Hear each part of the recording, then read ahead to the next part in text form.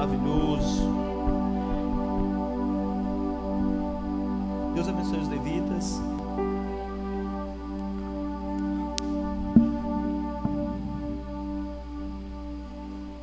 Espiritualmente, você está com as suas vestes brancas? E fisicamente também, né, varão? Em nome de Jesus. Hoje a palavra vai ser mais um estudo, mais uma reflexão do que uma pregação em si. Mas será um momento muito edificante para a honra e glória do Senhor Jesus. Nós sabemos que a palavra de Deus, as Escrituras, elas se referem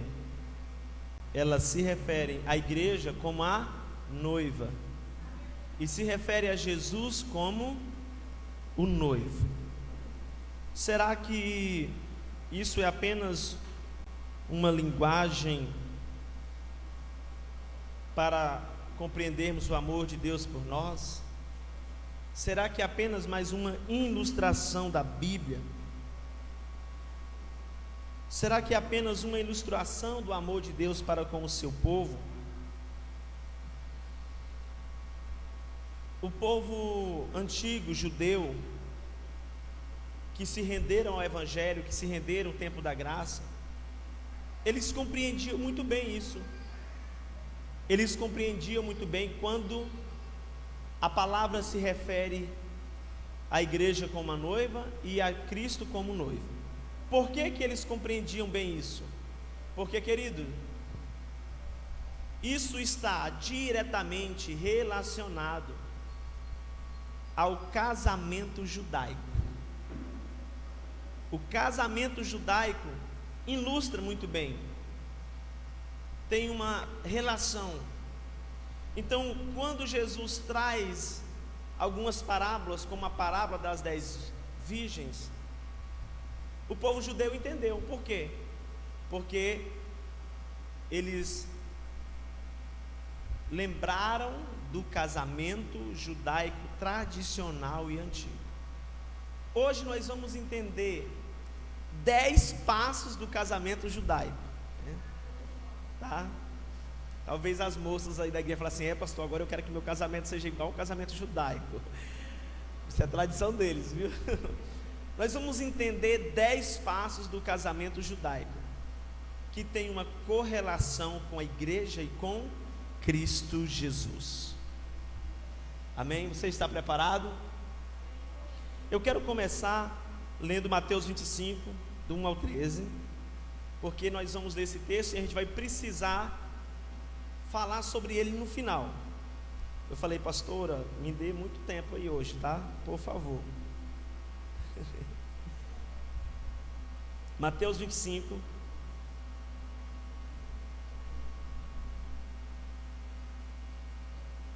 a partir do verso 1 diz assim: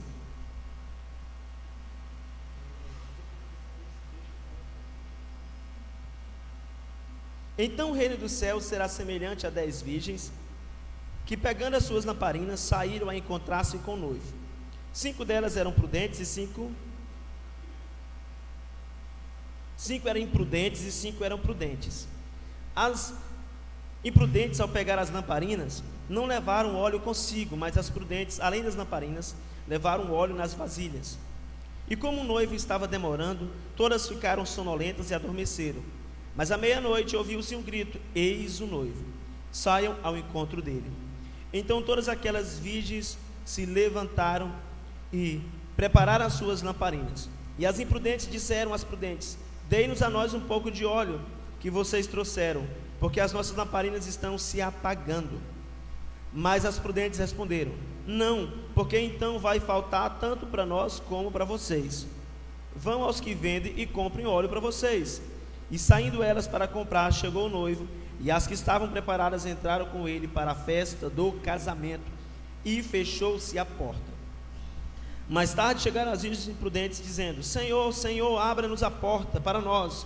Mas o noivo respondeu: em verdade lhes digo que não o conheço. Portanto, vigiem, porque vocês não sabem o dia nem a hora. Aleluia, Jesus. Glória a Deus. Amados, há uma analogia, uma semelhança com relação ao casamento judaico muito grande quando trata-se de identificarmos a igreja de Cristo como a noiva e Cristo como o noivo. O próprio apóstolo Paulo, pode deixar projetado para nós isso, amém. Em Efésios capítulo 3, pode passar, tá? Deixa o seguinte texto. Vocês não precisam ficar consultando a Bíblia lá não, tá bom? Os textos que é para a gente ler está aqui, e os que a gente não vai ler eu vou ler aqui, tá bom? Por isso deixará o homem o seu pai e a sua mãe, e se unirá à sua mulher, e serão dois uma carne. Grande é este mistério, digo porém a respeito de Cristo e da igreja.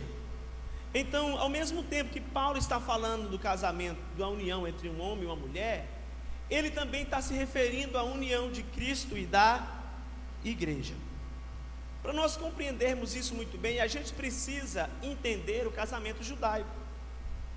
Se a gente não entender como é que funciona o casamento judaico, a gente não vai entender essa mensagem por completo. A gente não vai entender o que significa as 10 virgens, porque até então, quando eu li pelas primeiras vezes, na minha cabeça as 10 virgens eram a noiva, mas as 10 virgens não é a noiva.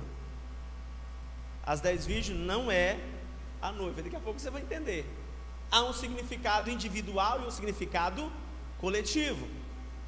Então prepare-se, você que está com caderno e caneta, anote para você aprender nessa noite em nome de Jesus.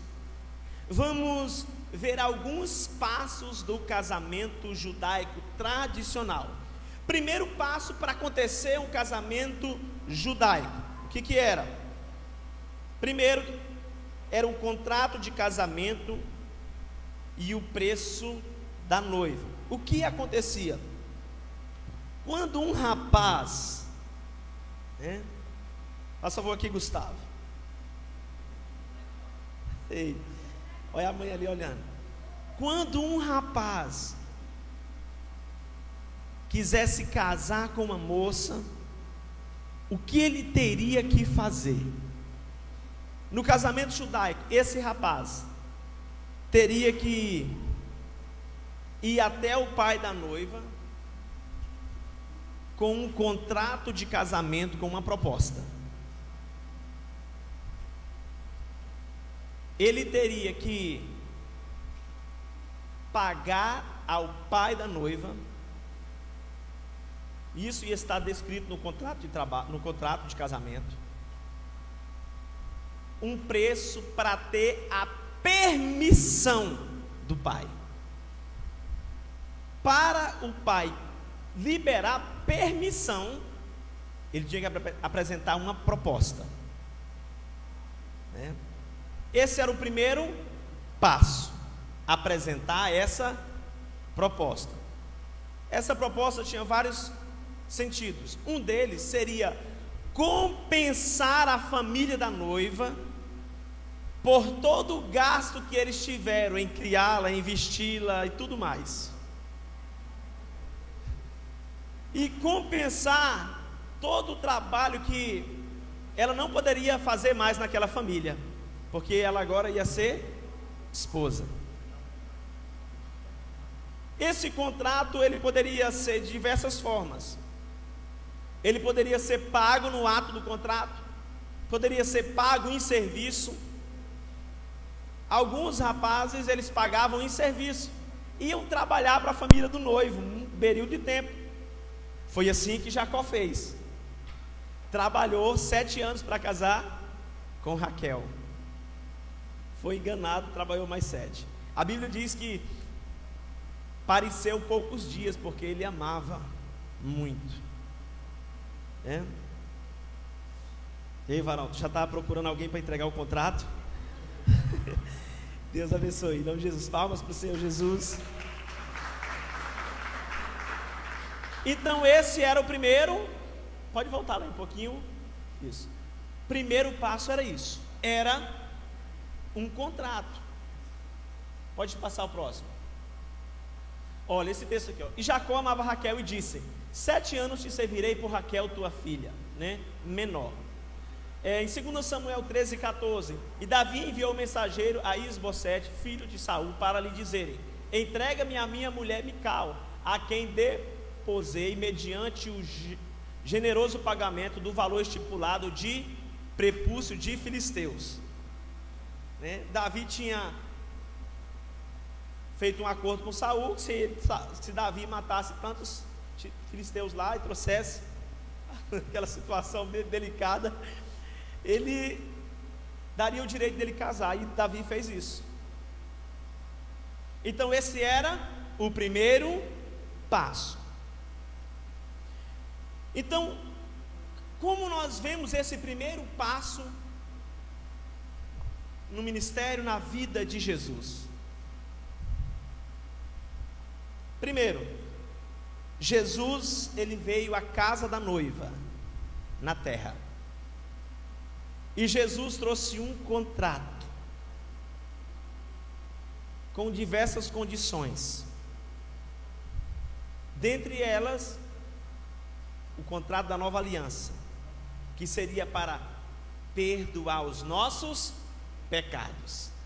Ele nos comprou, ele nos comprou, porque fostes comprado por um preço. Glorificai, pois, a Deus no vosso corpo e no vosso espírito, os quais pertencem a Deus.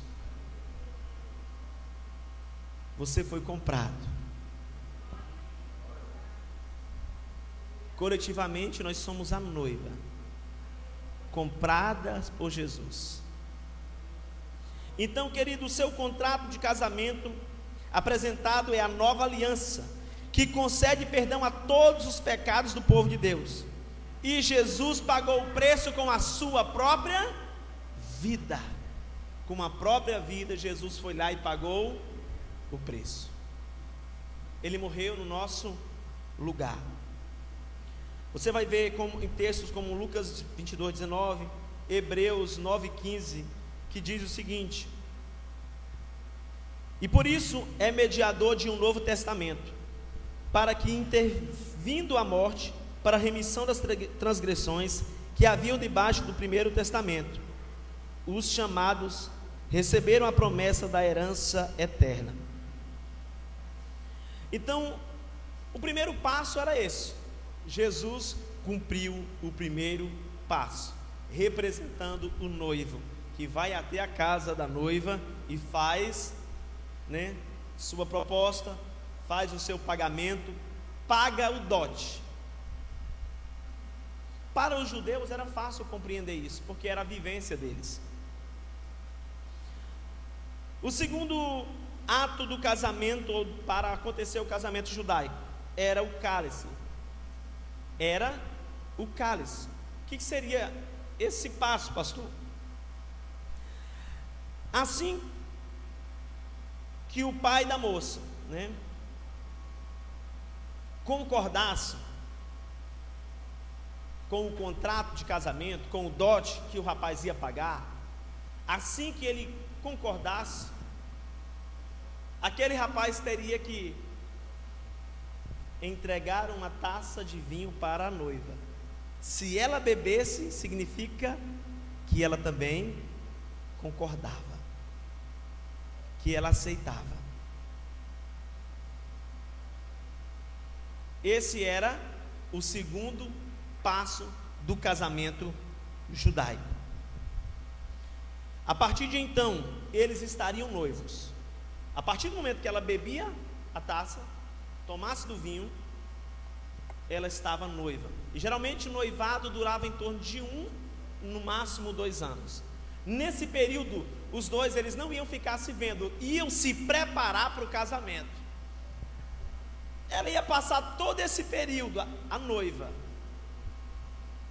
A partir do momento que ela estava noiva, ela ia passar esse período já se adornando, se arrumando, se embelezando. Por quê? Porque ela não sabia a hora e o dia que o noivo ia chegar. O noivo poderia chegar a qualquer hora e falar: é hoje que eu estou te levando. E você vai entender por quê. porque o noivo só poderia ir lá quando o pai dele autorizasse ele, você pode buscar a sua noiva. Casamento judaico tradicional. Então ela ficava se arrumando e ele ia preparar outras coisas que você vai entender daqui a pouco. Esse era o segundo passo. Como Jesus cumpriu isso? Pode projetar para nós? E tomando o cálice, dando graças a Deus, dizendo: bebai todos, porque isto é o meu sangue, o sangue do Novo Testamento, que é derramado por muitos para a remissão dos pecados. E digo-vos que desde agora não bebereis deste fruto da vida, até que o dia em que beba de novo convosco no reino do meu Pai. Você participa da ceia? Sabe o que significa? Você aceitou ser noiva de Cristo. Você concordou. Ele deu o cálice, ele cumpriu aos discípulos: tomar e beber. Irmãos, todo o trajeto do ministério de Jesus representa o casamento judaico tradicional. Então ele cumpriu. Terceiro passo para o casamento judaico acontecer. Agora as mulheres vão gostar. Presentes para a noiva. Presentes para a noiva. Em seguida o noivo dava à noiva presentes especiais. O objetivo desses presentes era demonstrar o quanto o noivo apreciava a noiva. Eles também serviam para ajudá-la a lembrar dele durante todo o longo período do noivado. Pode passar. Gênesis 24, 47 e 53 diz assim: depois lhe perguntou: de quem você é filha? Ela me respondeu: de Betuel, filho de Noá e Milca. Então coloquei pendentes no seu nariz e pulseiras nos seus braços. 53. Então o servo deu joias de ouro e de prata e vestidos a Rebeca. Deu também presentes valiosos ao irmão dela e à sua mãe. Deixa eu reiterar uma questão aqui. O contrato de casamento judaico poderia ser apresentado ao pai da noiva, tanto pelo noivo, quanto pelo pai do noivo, quanto por algum servo. Nesse caso aqui, quem trouxe a proposta de casamento foi o servo de Abraão. E ele sabia das tradições, ele sabia, e quando ele percebe, ele começa a presentear Rebeca, em 2 momentos. Então essa era a segunda fase. Como que Cristo cumpriu isso?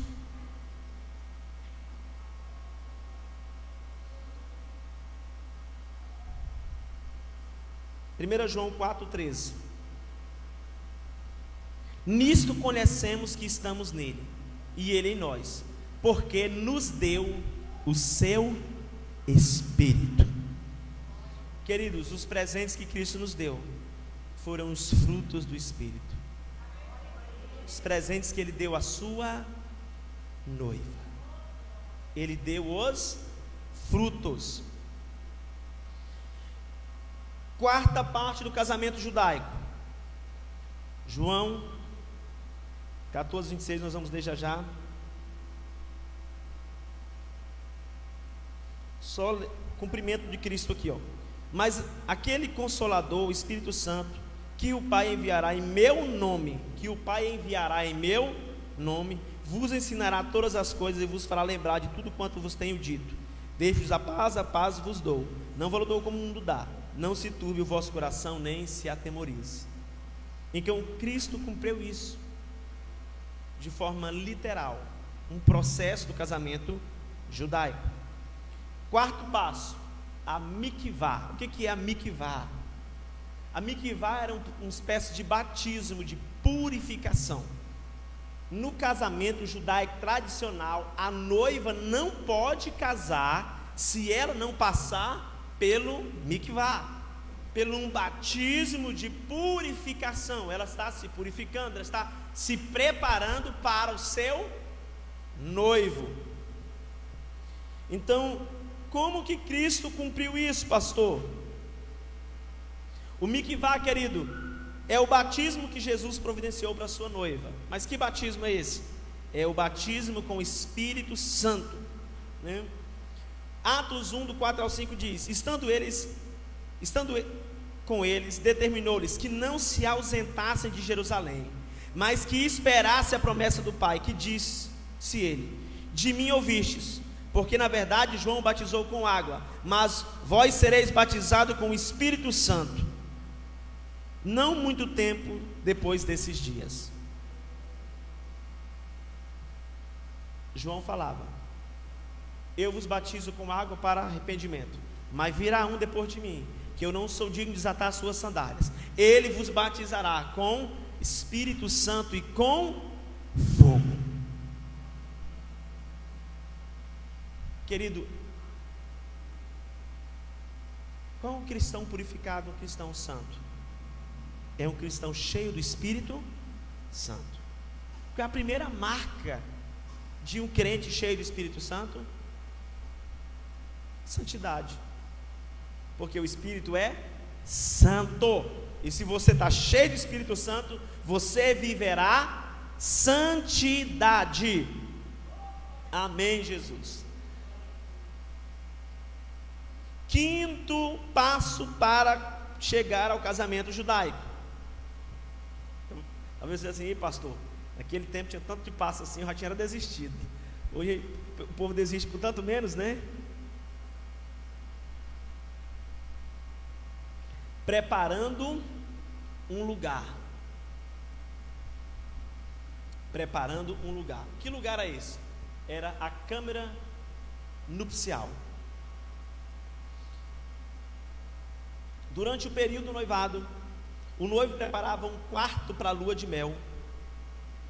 Esse quarto costumava ser construído na casa do pai do noivo, a chamada câmara nupcial, né? Tinha de ser um belo lugar, um lugar confortável, um lugar luxuoso, para levar a noiva. A noiva e o noivo passariam 7 dias nessa câmara nupcial. 7 dias. E eles só sairiam de lá quando o noivo viesse dar a notícia para os amigos e convidados que estavam por lá de fora, que o casamento havia sido consumado. Então, meu irmão, começava a festa.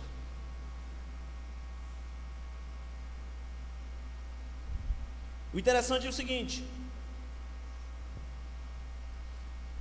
o quarto tinha que ser construído de acordo com as especificações dadas pelo pai do noivo. Era o pai do noivo que dava as especificações de como teria que ser preparado essa câmara nupcial, esse quarto nupcial. E o rapaz só poderia se encontrar com a noiva quando o seu pai lhe permitisse. Ele não poderia se encontrar com a noiva se o seu pai não permitisse. Se alguém perguntasse para o noivo quando seria o casamento: ei, noivo, quando vai ser o casamento? Ei, Gustavo, quando é que vai ser o casamento? Ei, Stephanie, quando é que vai ser o... Não, tem que ser os noivos, né? Eu procurar aqui, tem que ser os noivos. Ei, Fábio, quando será o casamento? Ei, Fernando, quando será o casamento? Se alguém perguntasse, o que o noivo ia falar? Ele falava o seguinte: não cabe a mim, só ao meu pai. Essa era a resposta. Alguns aqui já começou a pegar o cumprimento de Jesus. Alguns já pegaram isso já em nome de Jesus. Então a parte que Jesus cumpriu, assim como o noivo dizia à sua noiva que iria preparar um lugar para ela, Jesus disse: na casa de meu pai há muitas moradas, se não fosse assim eu não vos teria dito, vou preparar um lugar, e se eu vou preparar o lugar, virei outra vez e vos levarei para mim mesmo, para que onde estiver estejais vós também. Aleluias! Irmãos, na casa do meu pai. Onde é que era o quarto nupcial? Na casa do pai do noivo. Irmãos, veja a ligação direta do casamento judaico com toda a promessa da nova aliança de Cristo para a vida da igreja. E quando perguntaram para Jesus: Senhor, e quando é que vai ser então isso? Quando é que o Senhor vai vir, vai nos buscar? O que é que Jesus respondeu? Mas aquele dia e hora ninguém sabe, nem os anjos que estão no céu, nem o Filho, senão o Pai. Olhai, vigiai e orai, porque não sabeis quando chegará o tempo. Marcos 13, versículo 32 e 33. Irmãos, você está entendendo a situação? Tudo que acontecia passo a passo no casamento judaico, você vai ver Jesus cumprindo isso passo a passo, até o dia das bodas. Ele está cumprindo passo a passo, etapa por etapa do casamento judaico. Por isso que para os judeus era muito mais fácil deles entender, e a gente não. Nosso estilo de casamento é totalmente diferente. Os procedimentos, algumas coisas parecidas, mas a maioria não. Então, sexto passo: a noiva que espera o noivo é consagrada. A noiva, ela não ficava se encontrando com o noivo, ela ficava aguardando. E se por acaso aquela noiva fosse sair no período do noivado, ela tinha que sair com um véu. Aquele véu representava o quê? Ela está comprometida. Ela está comprometida. Então, enquanto o noivo preparava o quarto para a lua de mel, a noiva era considerada consagrada, separada ou comprada por um preço.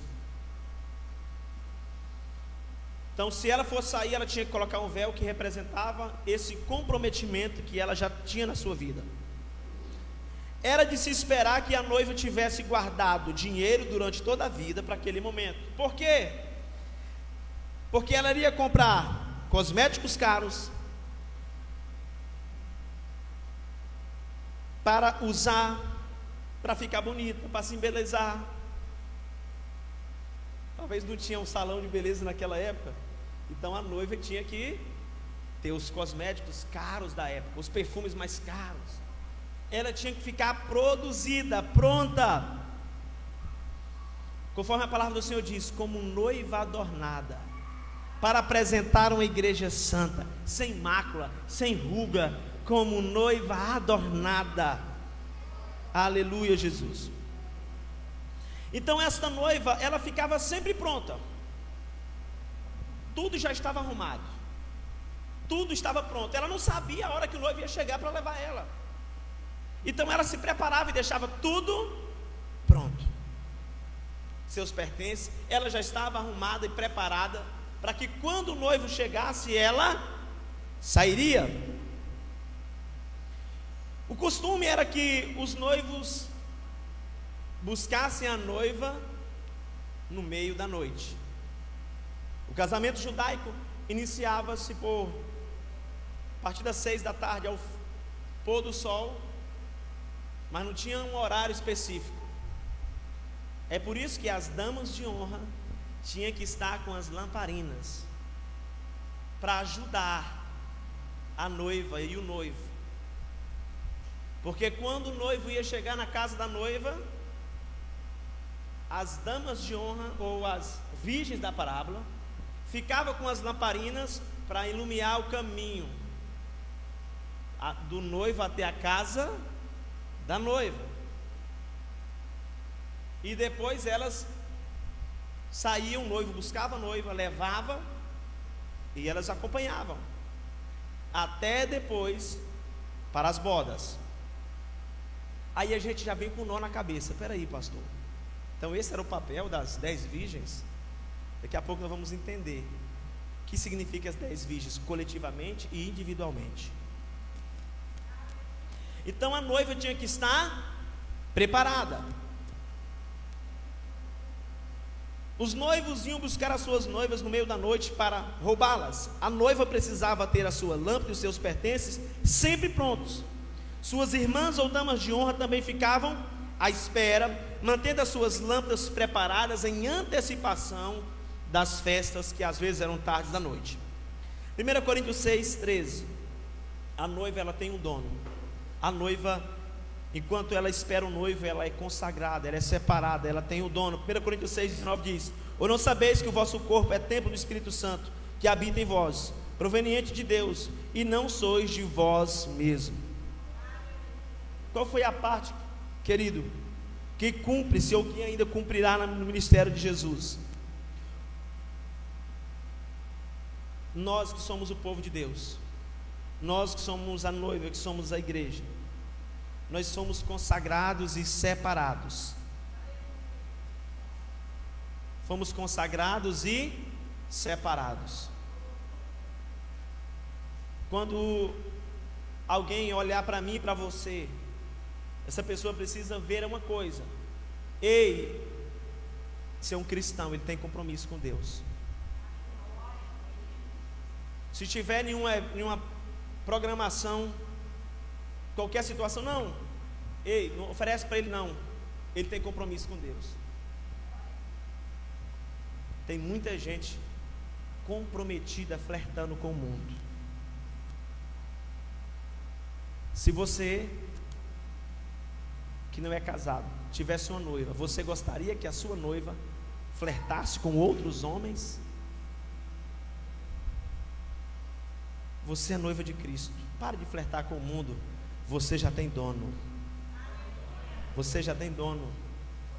Nós já temos compromisso. O nosso compromisso é com o Senhor. Sétima parte do casamento. O noivo vem buscar a noiva. O noivo vem buscar a noiva. Assim que o pai do noivo via que a câmara nupcial estava pronta, ele dizia ao noivo que ele poderia ir buscar a noiva. Ele poderia ir buscar a noiva. O noivo ia buscar a sua noiva secretamente, como um ladrão na noite, e levava para o quarto que havia preparado. Quando o noivo se aproximava da casa da noiva, ele gritava e tocava o chofar.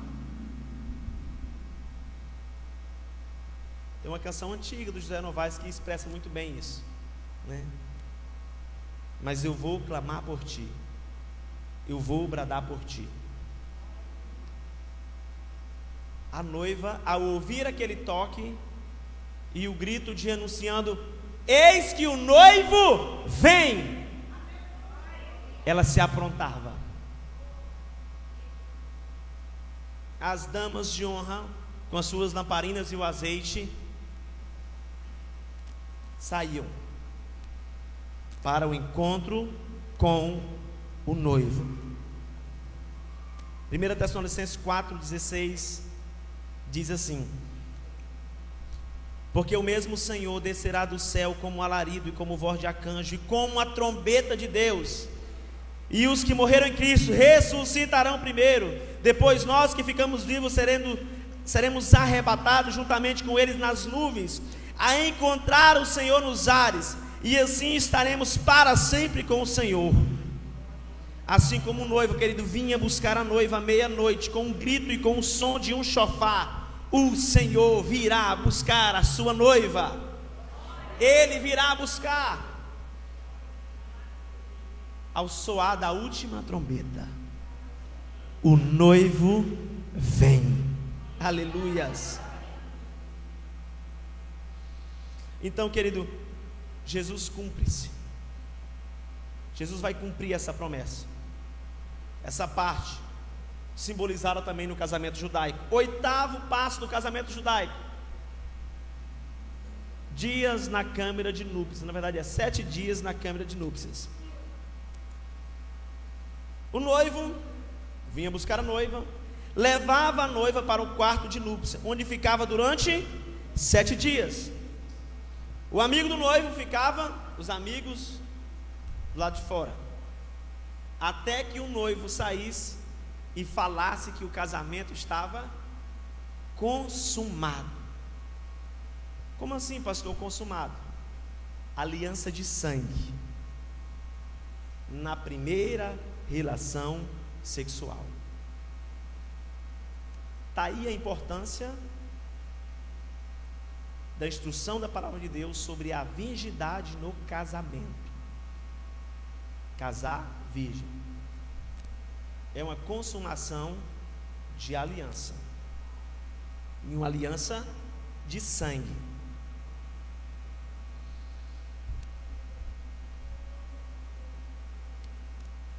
Como será o cumprimento disso na vida e ministério de Jesus?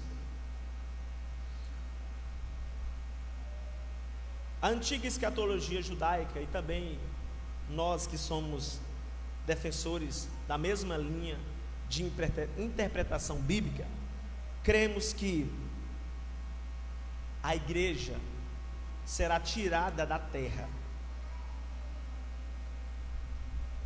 quando chegar o período de 7 anos de tribulação nessa terra. A igreja será tirada. Assim como a noiva ficava 7 dias, a igreja será tirada no período da tribulação. E essa tribulação de 7 anos, ela está dividida em 2 partes. Nós entendemos que é pequena tribulação e grande tribulação. E a igreja vai entrar nesse período em algo que nós chamamos de, que vai vir tribunal de Cristo, vai vir Jesus fugiu a palavra. Nós estudamos isso no livro do apóstolo Jair de Oliveira, acho que no ano de 2021 aqui, né? Que é Ele Virá, o tema do livro. Inclusive eu acredito que deve ter algum desses livros ainda. Mas será onde alguns serão julgados para recompensas, né, galardões e tudo mais, antes de vir as grandes bodas do Cordeiro, que é o próximo passo. Então nós cremos que o cumprimento dessa parte será no arrebatamento. Pode passar. O arrebatamento da igreja será o cumprimento dessa simbologia com o casamento judaico. 9º passo do casamento judaico: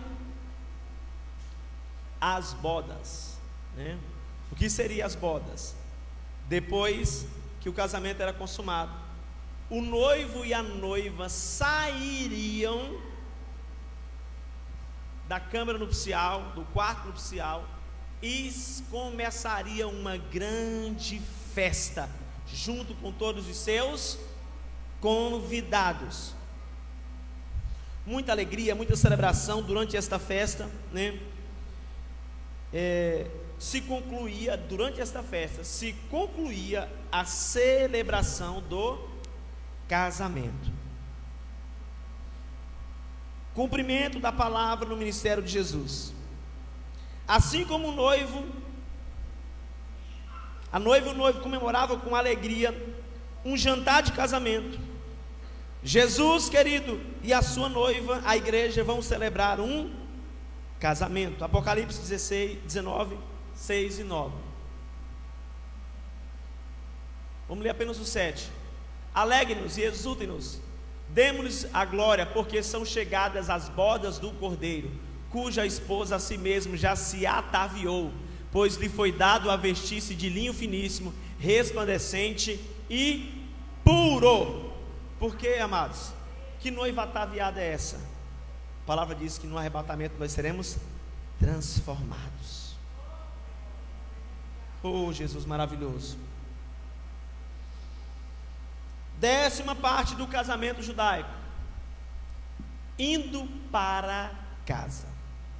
Depois que terminassem as bodas, que inclusive era onde? Na casa do pai do noivo. O noivo agora ia pegar a sua noiva e ia levar para a sua própria casa.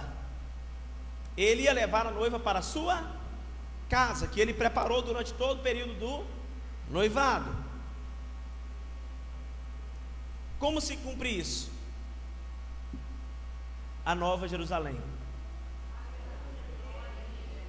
Eu vi um novo céu e uma nova terra, porque já o primeiro céu e a primeira terra passaram, e o mar já não existe.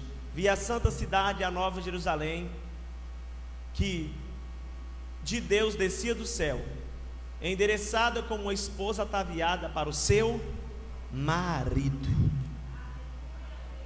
Amados, assim como o noivo e a noiva deixavam a ceia de casamento para ir para a casa que o noivo havia preparado, Jesus e a sua noiva também irão para a sua nova casa. Pastor, e o que tem a ver então aquelas 10 virgens? Porque agora eu fiquei com dúvida, quem são aquelas 10 virgens? Jesus está dizendo que o reino dos céus, no texto inicial que nós lemos, será como uma festa, um momento de casamento em que a noiva está esperando e também as 10 virgens estão ali, cada uma com as suas lamparinas, sendo que 5 eram prudentes e 5 eram imprudentes. A minha mãe sempre me ensinou o seguinte: meu filho, esteja preparado para tudo. Se eu preciso comprar alguma coisa no mercado que eu sei o valor, geralmente eu levo 3 vezes o valor, a não ser que eu só tenha mesmo aquele valor, porque eu não sei se chegar lá vai mudar o preço, vai aumentar. Eu aprendi isso com a minha mãe. Esteja preparado para qualquer situação, esteja preparado para tudo. Se você for fazer alguma coisa, não deu certo, não desista logo de cara, 2, 3, 4, 5, 10 vezes. Geralmente eu falo isso para o Apolo: pai, não deu certo. Eu falei: está em qual vez? Na primeira. Eu falei assim: quando tiver na 10ª eu vou te ajudar. Tente aí, vai tentando, uma hora você consegue. Então, nós precisamos entender a mensagem da prudência. Aquelas 10 virgens, individualmente, simboliza eu e você. Eu e você, que temos uma missão,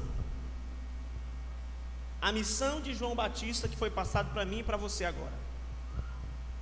Nós somos o João Batista desta geração. João Batista veio fazer uma missão, cumprir uma missão: preparar o caminho da vinda do Senhor. Ele preparou, Cristo veio. E nossa missão é preparar o caminho da segunda vinda do Senhor.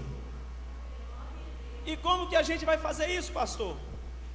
Iluminando o caminho. Individualmente, aquelas virgens representam nosso chamado, nossa missão, que nós não podemos ser negligentes com ele. Porque se nós formos negligentes, vai faltar luz, vai faltar lamparina, e nós não vamos cumprir o propósito de iluminar o caminho para que outras pessoas também se encontrem com o noivo. Agora, coletivamente, elas representam a igreja, a noiva, mas individualmente. Entenda, a igreja, ela é a noiva de Cristo de forma coletiva. Pastor, eu sou noiva. De forma individual, não. Você é noiva coletivamente com todos, individualmente não. Individualmente você representa uma daquelas virgens que tem uma lamparina na mão, que tem um chamado, que tem uma missão, que não pode adormecer na missão que Deus te deu. E a missão das virgens, primeiro, era preparar o caminho no propósito do noivo, encontrar-se com a noiva. Elas tinham que ajudar o noivo, preparando a noiva, ajudando a noiva. Você está ajudando a igreja? Individualmente nós ajudamos a igreja é a noiva, coletiva. Quando você tem lamparina, você está iluminando o caminho, você está ajudando a igreja a ser adornada. Quando nós cumprimos nosso chamado, nós estamos ajudando na preparação da noiva para se encontrar com o noivo. Então veja que todo o ministério de Jesus, da nova aliança, está baseado, né? Na verdade, eu diria que é o contrário, é o casamento judaico que está baseado na promessa, que está baseado na nova aliança. Querido, eu quero concluir dizendo algo para você.